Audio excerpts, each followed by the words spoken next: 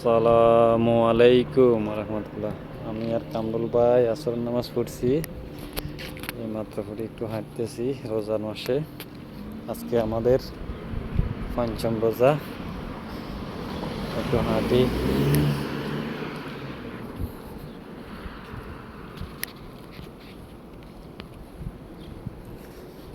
এই যে সৌদি আরবের রাস্তায় দেখেন, গলিতে, বাড়ির সামনে কত নিরাপদ একটা দেশ।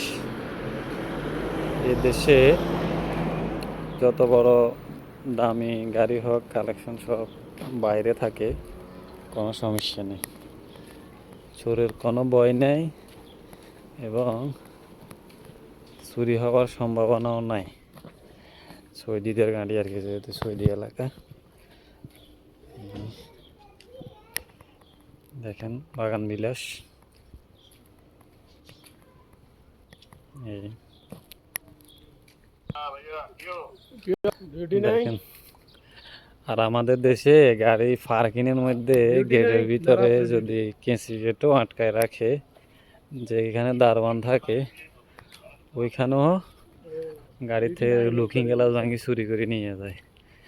আমাদের বাংলাদেশে এই অবস্থা। দেখেন এখন প্রতিটা বাড়ির সামনে, এখন বর্তমানে এরা যে যুগ, প্রতি বাড়ির সামনে এরা গাছ লাগায়, বাগান করে। এই যে আর এক ভাই গাড়ি ধুইতে আছে, এটা কিন্তু অবৈধ রাস্তার উপরে গাড়ি দেওয়া, কিন্তু পুলিশে দেখলে